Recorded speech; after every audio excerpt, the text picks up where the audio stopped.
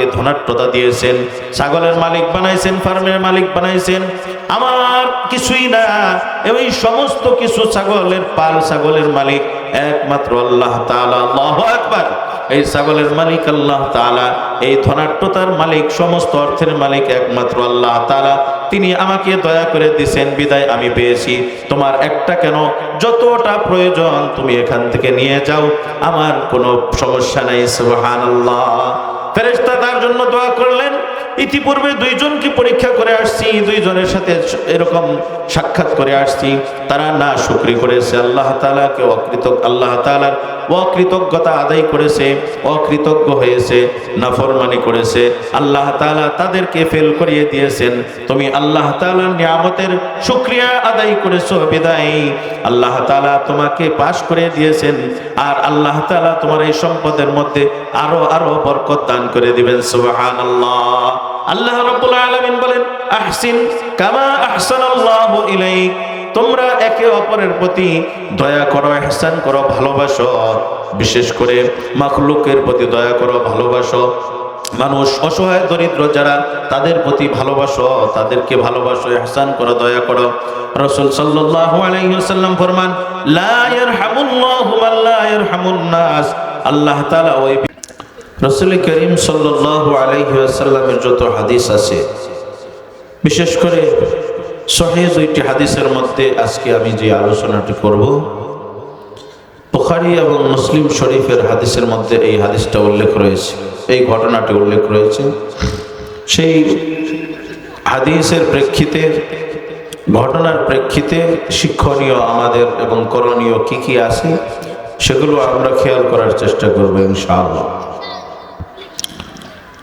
হযরত আবু হুরায়রা রাদিয়াল্লাহু তাআলা আনহু হইতে বর্ণিত, নবী করিম সাল্লাল্লাহু আলাইহি ওয়াসাল্লাম ফরমান, বনি ইসরায়েলের তিনজন ব্যক্তি ছিল। কয়জন ব্যক্তি?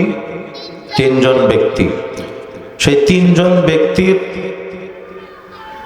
সমন্বয়ে তিনজন ব্যক্তিকে উপলক্ষ করে আল্লাহ রাব্বুল আলামিন কিয়ামত পর্যন্ত যত মানুষ, আনেওয়ালা যত মানুষ আসবে, সকলের শিক্ষা দীক্ষা এবং সকলের উন্নতির প্রকল্পে, উন্নতির লক্ষ্যে আল্লাহ রাব্বুল আলামিন এই হাদিসটা বুখারী এবং মুসলিম শরীফের মধ্যে পাওয়া যায়। এই হাদিসটা ভবিষ্যৎ প্রজন্মের জন্য, এই হাদিসটা যদি অনুসরণ করতে পারে, এটা যদি অনুকরণ করতে পারে, এটা যদি অন্তরের মধ্যে এটা সেভ করে রাখতে পারে, তাহলে তার আখিরাত তথা ভবিষ্যৎ উজ্জ্বল হয়ে যাবে। সুবহানাল্লাহ। আরো জোরে পড়ি সুবহানাল্লাহ। এদিকে মনোযোগী হওয়ার চেষ্টা করি। সম্মানিত হাজিরিন, যুবক ভাইয়েরা, ছোট ছোট বাচ্চারা যারা আছেন, এদিকে মনোযোগী হয়ে ইনশাআল্লাহ অল্প সময় কথা হবে ইনশাআল্লাহ। এই যে তিনজন ব্যক্তি, এই তিনজন ব্যক্তিকে আল্লাহ রাব্বুল আলামিন পরীক্ষা করবেন, পরীক্ষা নেবেন। মূলত আল্লাহ তাআলা এই তিনজন ব্যক্তি কেন, পৃথিবীতে জিন এবং ইনসান জাতি যারা আসছিল, এসেছিল এবং আসছে, ভবিষ্যতে আসবে, সকলকেই কিন্তু আল্লাহ তাআলা পরীক্ষার জন্যই পাঠাইছেন। সুবহানাল্লাহ বলেন। কিসের জন্য পাঠাইছেন? পরীক্ষার জন্য।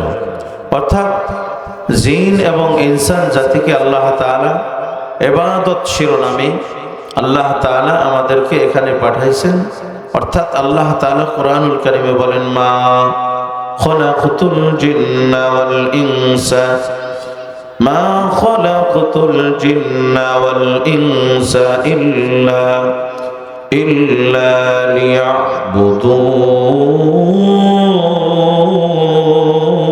লিয়াবুদুন। আল্লাহু আকবার।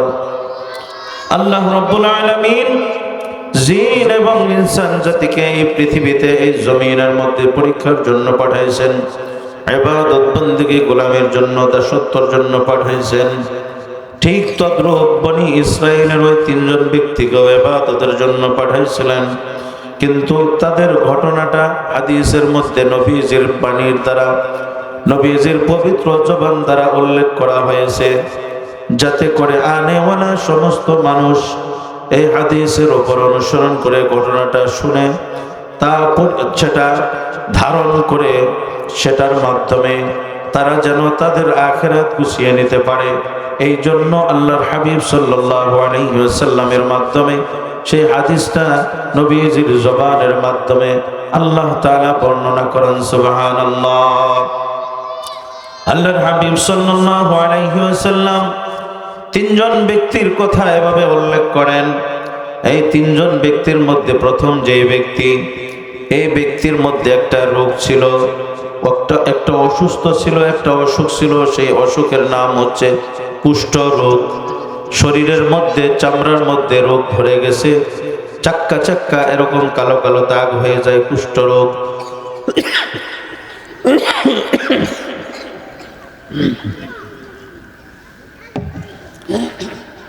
এই রোগের কারণে এই ব্যক্তিকে সমাজের লোকেরা তাকে ঘৃণার চোখে দেখতো, ঘৃণার দৃষ্টিতে দেখতো।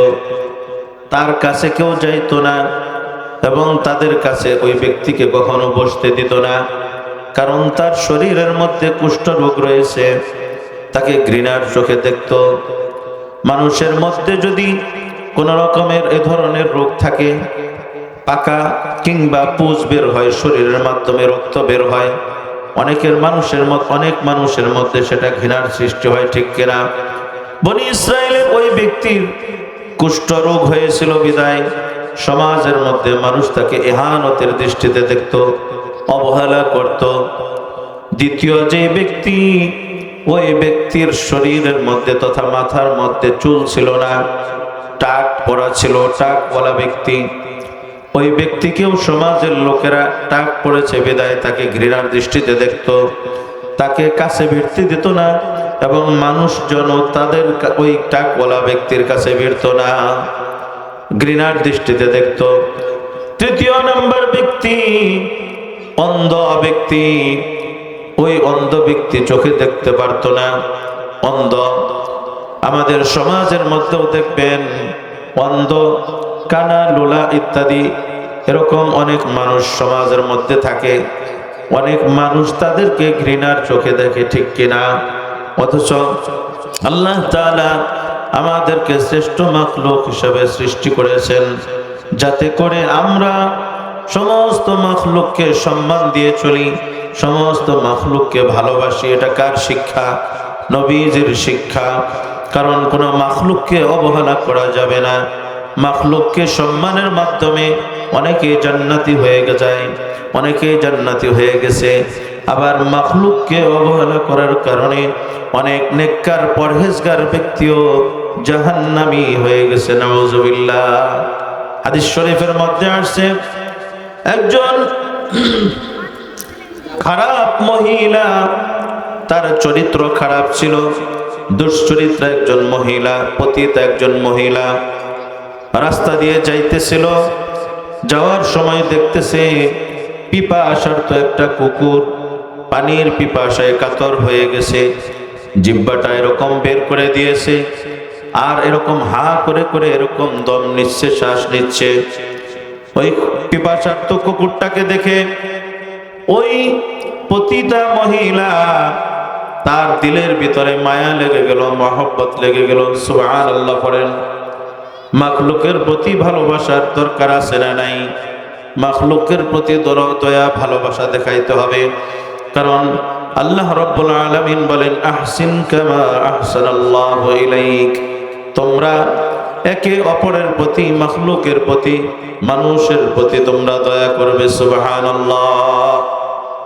ওই পতিতা মহিলার দয়া হইল, মহব্বত পয়দা হয়ে গেল। সে ওই পিপাসার্ত কুকুরটিকে পানি পান করাবে। কিভাবে পানি পান করাবে? সে এরকম পেরেশান হয়ে গেছে, চিন্তান্বিত হয়ে গেছে, কোথায় পানি পাবে, কিভাবে পানি পান করাবে। পাশাপাশি একটা কূপ ছিল, কুয়া ছিল, সেই কূপের মাধ্যমে কূপ থেকে পানি পান করাবে, কিন্তু কোনো রশি ছিল না, বালতি ছিল না, মস্ক ছিল না। তারপর সে ফিকির করলো কিভাবে পানি পান করানো যায়। তার পায়ের মধ্যে চামড়ার এরকম জুতা ছিল, মোজা ছিল। তার পায়ের মধ্যে যেই জুতা মোজা ছিল, আর রশি হিসাবে কি ব্যবহার করবে? রশি তো তার কাছে নাই। তারপরে তার গলার মধ্যে যে ওড়নাটা ছিল সেই ওড়নাটা জুতার মধ্যে বেঁধে তারপরে কূপের মধ্যে ফেলে পানি উত্তোলন করে ওই কুকুরটিকে পানি পান করানো হইল। আরেক ঘটনায় আছে তার ওড়নাটা এভাবে কূপের মধ্যে এক মাথা ছেড়ে দিয়েছিল। ওই মাথা ভেজার কারণে যে পানিটুকু আসছে ওই পানিটুকু কুকুরের মুখের মধ্যে দিল। তাতে করে আস্তে আস্তে কুকুরটির পিপাসা নিবারণ হয়ে যায়। সুবহানাল্লাহ। আল্লাহ রাব্বুল আলামিনের কাছে ওই পতিতা মহিলার কোনো আমল জীবনে কখনো ভালো কাজ তার ছিল না, তার ভালো কাজ কোনোটাই আল্লাহর দরবারে কবুল ছিল না। কিন্তু আল্লাহ রাব্বুল আলামিন তার মাখলুকের প্রতি এই যে দয়া ভালোবাসা দেখাইছে, কুকুরটিকে পানি পান করানো হয়েছে, পানি পান করাইছে। সে পতিতা থাকা সত্ত্বেও মাখলুকের প্রতি দয়া ভালোবাসা মহব্বত দেখাইছে। এটা দেখানোর কারণে আল্লাহ রাব্বুল আলামিন ওই পতিতাকে জান্নাতি হিসাবে কবুল করে নিয়েছে। সুবহানাল্লাহ। এর বিপরীত একজন বুজুর্গ মানুষ, বুজুর্গ ব্যক্তি, এরকম পরহেজগার আল্লাহওয়ালা একজন ব্যক্তি, তার বাড়িতে একটা পোষা বিড়াল ছিল। মানে মাখলুকের প্রতি দয়া ভালোবাসা দেখাইলে কি হয় আর অবহেলা করলে অবজ্ঞা করলে কি হয় তারই নমুনা এখানে উল্লেখ করা হয়েছে। এরকম আল্লাহ তাআলার খাস বান্দি একজন ছিল, সতী সাধ্বী পরহেজগারিনী একজন মহিলা। তার বাড়িতে এরকম পোষা বিড়াল ছিল। ঘটনাক্রমে ওই পোষা বিড়ালটিকে বেঁধে রেখেছে, আটকে রেখেছে। ওটার ক্ষুধা লেগেছে, কিন্তু সময় মতো ওই বিড়ালটিকে খাবার কখনো দেয় নাই, খাবার দেয় নাই, পানি দেয় নাই। খাবার এবং পানির পিপাসায় ক্ষুধার্ত অবস্থায় ওই বিড়ালটি আস্তে আস্তে মারা যায়। আল্লাহ রাব্বুল আলামিনের কাছে ওই সতী সাধ্বী পরহেজগারিনী মহিলা তার এই ঘটনাটা বিড়ালটিকে অবহেলা করার কারণে, তাকে কষ্ট দেওয়ার কারণে, আল্লাহর মাখলুকের প্রতি এরকম অবহেলা অবজ্ঞা করার কারণে আল্লাহ রাব্বুল আলামিন ওই সতী সাধ্বী পরহেজগারিনী মহিলাকে জাহান্নামী হিসাবে সাব্যস্ত করে দিয়েছে। নাউজুবিল্লাহ। এজন্য মাখলুকের প্রতি দয়া ভালোবাসা মহব্বত করার দরকার আছে না নাই? আমাদের আশেপাশে মানুষজন কেউ যদি অসুস্থ থাকে, বিশেষ করে গরিব দুঃখী অসহায় অসুস্থ যারা, তাদের প্রতি, সুস্থ যারা, সবল যারা, তারপরে আল্লাহ তাআলা যাদেরকে এরকম স্বাবলম্বী করেছে, সমর্থ দিয়েছে, তাদের দায়িত্ব হচ্ছে গরিব দুঃখী অসহায় যারা আছে তাদের পাশে গিয়ে দাঁড়ানো, তাদের দুঃখে দুঃখী হওয়া, তাদের দুঃখে দুঃখী হয়ে তাদের পাশে গিয়ে দাঁড়িয়ে সহমর্মিতা প্রকাশ করা। এরকম করতে আমরা রাজি আছি তো ইনশাআল্লাহ? এজন্য একটু জিকির করি, লা ইলাহা ইল্লাল্লাহ। জোরে লা ইলাহা লা ইলাহা ইল্লাল্লাহ, লা ইলাহা ইল্লাল্লাহ, লা ইলাহা ইল্লাল্লাহ মুহাম্মাদুর রাসূলুল্লাহ সাল্লাল্লাহু আলাইহি ওয়াসাল্লাম। সম্মানিত হাজিরিন, তাহলে আমাদের আশেপাশে প্রতিবেশী যারা আছে, বন্ধু বান্ধব, পরিচিত অপরিচিত, সকলের প্রতি দয়া মহব্বত ভালোবাসা দেখানোর দরকার আছে না নাই? রাজি আছি তো ইনশাআল্লাহ? বনি ইসরাইলের তিনজন ব্যক্তি, তৃতীয় নাম্বার ব্যক্তি হচ্ছে অন্ধ ব্যক্তি। আল্লাহ রাব্বুল আলামিন এই তিনজন ব্যক্তিকে ইমতিহান নেবেন, পরীক্ষা নেবেন, পরীক্ষা করবেন, যার কারণে তিনজন ব্যক্তির কাছে আল্লাহ রাব্বুল আলামিন একজন মুসাফির সাজিয়ে একজন ফেরেশতাকে তাদের নিকট পাঠিয়ে দিলেন। সুবহানাল্লাহ। প্রথম যে ব্যক্তি, তার কি রোগ ছিল? কুষ্ঠ রোগ। কি রোগ? কথা বলেন একটু। কি রোগ ছিল? কুষ্ঠ রোগ। অর্থাৎ চামড়ার মধ্যে এরকম খোসা পড়ে গেছে, গাওয়ের মতো হয়ে গেছে, এরকম তার শরীরের চামড়া এরকম কোন জায়গায় উঠে গেছে, চামড়ার মধ্যে রোগ দেখা গেছে। এটার নাম কি? কুষ্ঠ রোগ। এই রোগের কারণে মানুষ তাকে ভালোবাসতো না ঘৃণা করত? ঘৃণা করত, এই ব্যক্তির কাছে প্রথম ব্যক্তির কাছে ফেরেশতা আল্লাহ তাআলা ওই ফেরেশতাকে পাঠাইলেন। ওই ফেরেশতা কুষ্ঠরোগীর কাছে গেলেন। প্রথমে যাওয়ার পরে বলতেছে, ভাই আপনার তো এই সমস্যা আপনার শরীরের মধ্যে, তাতে আপনার কোনো সমস্যা মনে হয় না? হ্যাঁ মনে হয়, সমাজের লোক আমাকে ভালোবাসে না, কাছে টানে না, কাছে ভিড়তে দেয় না, তারাও আমার কাছে আসে না। এখন ঠিক আছে, আপনার কোনো কিছু চাওয়ার, কোনো কিছু পাওয়ার আছে কিনা? কুষ্ঠরোগী বলতেছে যে হ্যাঁ, আল্লাহ তাআলা যদি আমাকে সুস্থ করে দিত, আমার চামড়াটা যদি আগের মতো হয়ে যেত, তাহলে আমি শুকরিয়া আদায় করতাম, আমার মনটা ভালো লাগতো। কুষ্ঠরোগী যখন এই কথা বললেন, তখন ফেরেশতা বেশে ওই মুসাফির ব্যক্তি, তখন মুসাফির অবস্থায় ওই ফেরেশতা তাকে বলতেছে, ঠিক আছে, আমি আপনার শরীরের মধ্যে এভাবে হাত বুলিয়ে দিলাম। এভাবে যখন হাত বুলিয়ে দিল, সাথে সাথে কুষ্ঠরোগী আগের মতো পরিপূর্ণ সুস্থ হয়ে গেল। সুবহানাল্লাহ।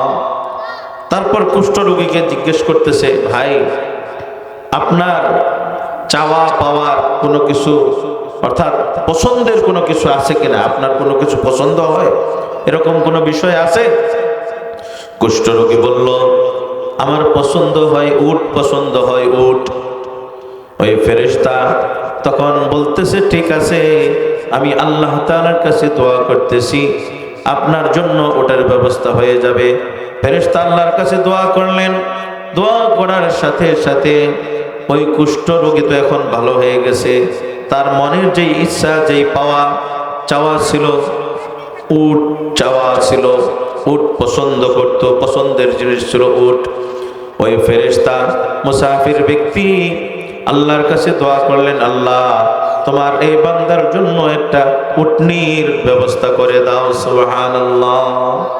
সাথে সাথে একটা উটনি, অর্থাৎ গর্ভবতী এক উটনি, অর্থাৎ যেটা বাচ্চা দিবে, 10 মাস হয়ে গেছে, ওই উটনি আল্লাহ তাআলা তাকে দান করলেন। সুবহানাল্লাহ পড়বেন না? জোরে পড়ি সুবহানাল্লাহ।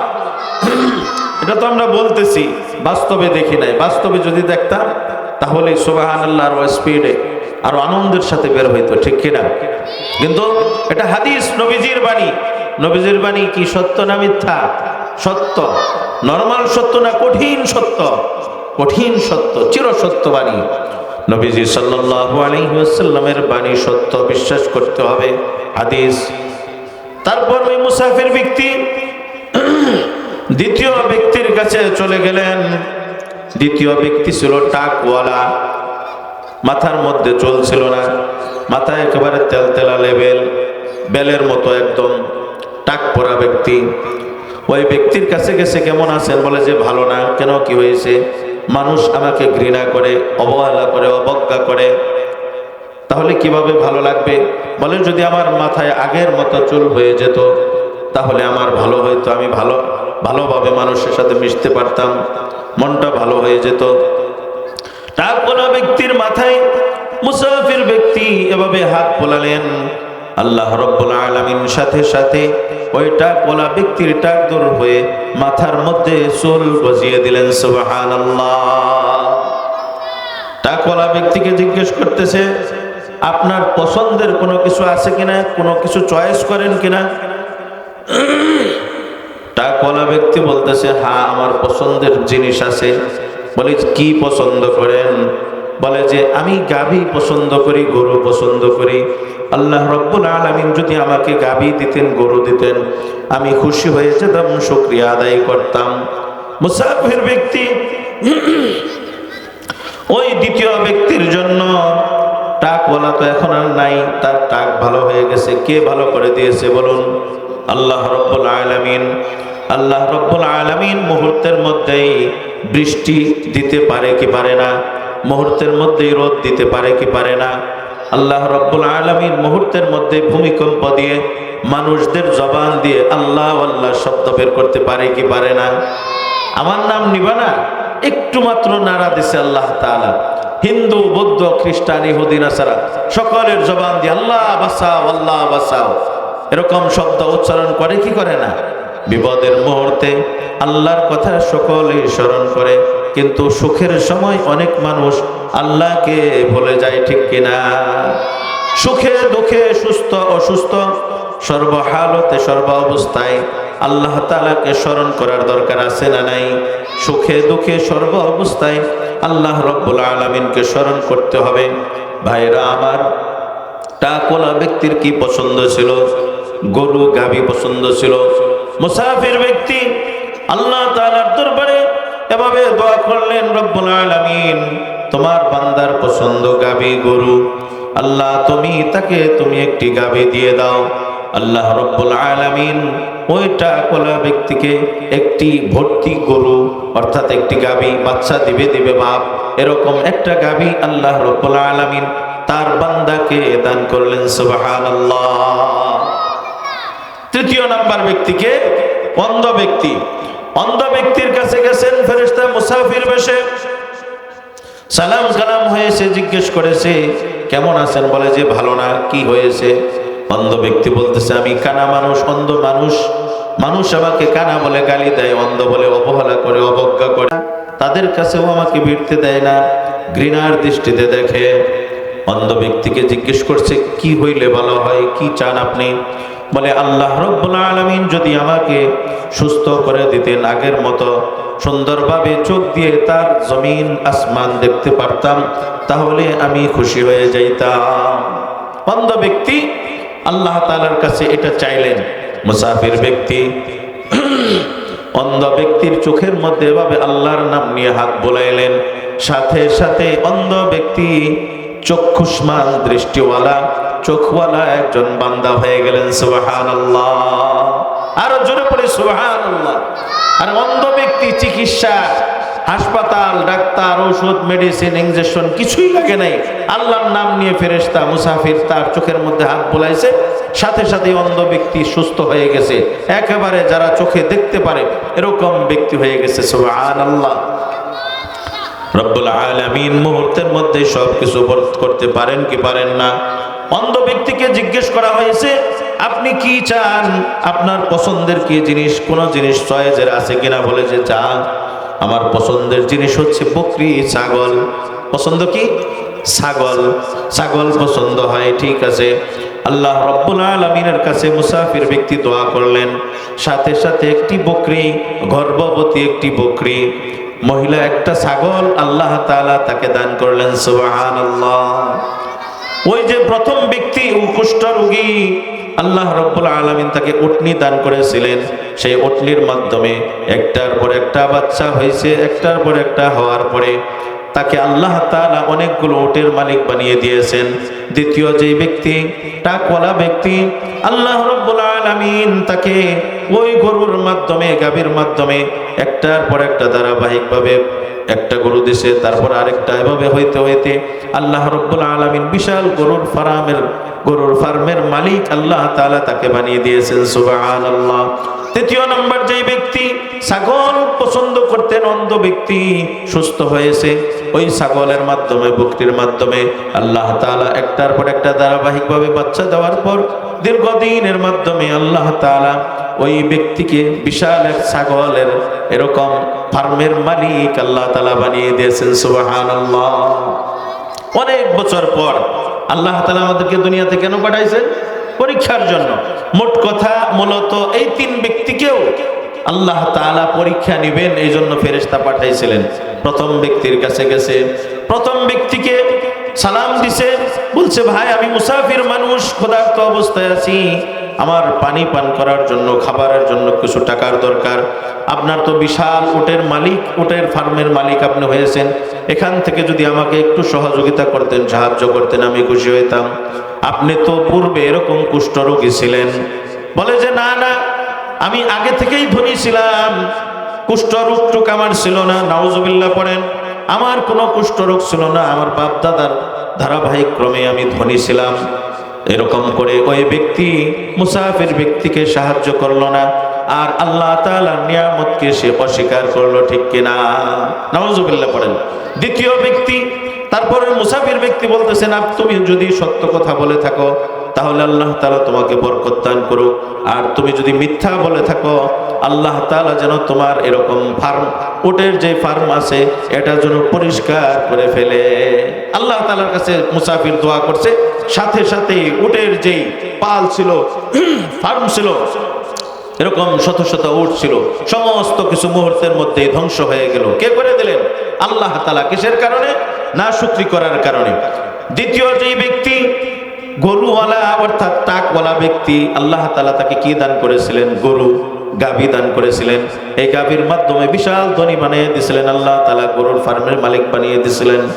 দ্বিতীয় ব্যক্তির কাছে মুসাফির বলতেছেন, আমিও সহায় দরিদ্র মুসাফির মানুষ, আমাকে একটু সাহায্য করেন। আপনি তো পূর্বে এরকম টাকওয়ালা একজন অসহায় দরিদ্র ব্যক্তি ছিলেন, ঘৃণিত একজন ব্যক্তি ছিলেন, মানুষ আপনাকে পছন্দ করত না, ঘৃণা করত। আপনাকে আল্লাহ তাআলা অনেক নিয়ামত দিয়েছেন, নিয়ামতের শুকরিয়া আদায় স্বরূপ আমাকে সাহায্য সহযোগিতা করুন। তখন বলতেছে, না না, আমি এরকম টাকওয়ালা ছিলাম না, অসুস্থ ছিলাম না, দরিদ্র ছিলাম না, আমি বাপ দাদার জন্ম থেকেই এরকম ধারাবাহিকভাবে আমি ধনী ছিলাম। এভাবে মিথ্যা সে প্রকাশ করলো।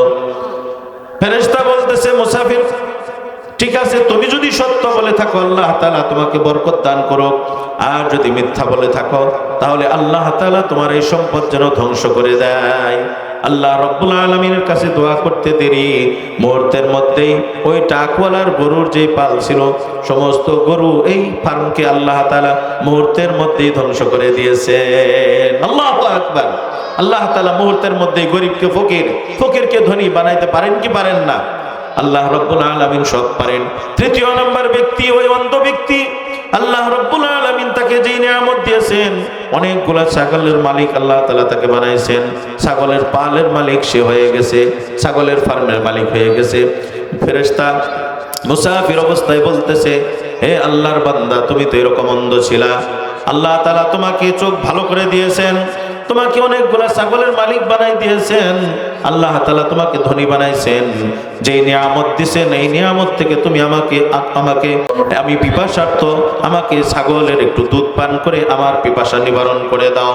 অন্ধ ব্যক্তি আল্লাহ তাআলার দরবারে শুকরিয়া আদায় করে বললেন, আলহামদুলিল্লাহ, সত্যি কথাই বলেছো ভাই, আমি পূর্বে অন্ধ ছিলাম, আমি এরকম দরিদ্র অসহায় ছিলাম, আল্লাহ রাব্বুল আলামিন আমাকে দয়া করে ইহসান করে ভালোবেসে আমার চক্ষু দান করেছেন, আমার দৃষ্টি দান করেছেন, এমনি ভাবে আল্লাহ তাআলা আমাকে ধনাঢ্যতা দিয়েছেন, ছাগলের মালিক বানাইছেন, ফার্মের মালিক বানাইছেন।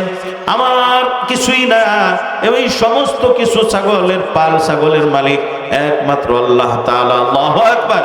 এই ছাগলের মালিক আল্লাহ তাআলা, এই ধনাঢ্যতার মালিক, সমস্ত অর্থের মালিক একমাত্র আল্লাহ তাআলা। তিনি আমাকে দয়া করে দিয়েছেন বিদায় আমি পেয়েছি। তোমার একটা কেন, যতটা প্রয়োজন তুমি এখান থেকে নিয়ে যাও, আমার কোনো সমস্যা নাই। সুবহানাল্লাহ। ফেরেশতা তার জন্য দোয়া করলেন। ইতিপূর্বে দুইজনকে পরীক্ষা করে আসছি, দুইজনের সাথে এরকম সাক্ষাৎ করে আসছি, তারা না শুকরি করেছে, আল্লাহ তাআলাকে আল্লাহ তাআলার অকৃতজ্ঞতা আদায় করেছে, অকৃতজ্ঞ হয়েছে, নাফরমানি করেছে, আল্লাহ তাআলা তাদেরকে ফেল করিয়ে দিয়েছেন।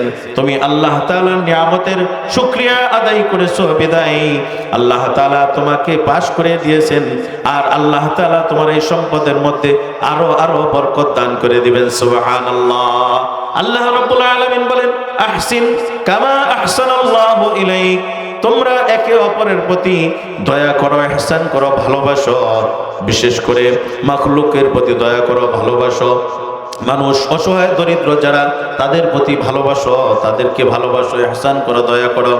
রাসূল সাল্লাল্লাহু আলাইহি ওয়াসাল্লাম ফরমান, লা ইয়ারহামুল্লাহু মান লা ইয়ারহামুন নাস, আল্লাহ তাআলা ওই ব্যক্তির উপর রহম করেন না যে ব্যক্তি মানুষের উপর রহম করে না। এজন্য মানুষের প্রতি, মাখলুকের প্রতি দয়া, ইহসান, ভালোবাসা দেখানোর দরকার আছে না নাই? আমাদের আশেপাশে প্রতিবেশী যত অসহায় দরিদ্র অসুস্থ ব্যক্তি যারা আছে থাকবে তাদের পাশে গিয়ে আমরা দাঁড়াইতে রাজি আছি তো ইনশাআল্লাহ।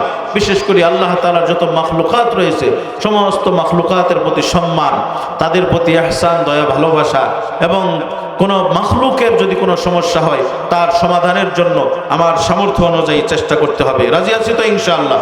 আল্লাহ তাআলা আমাদের সকলকে এই আলোচনার উপর সঠিকভাবে 100% আমল করার তৌফিক দান করুক। আমিন।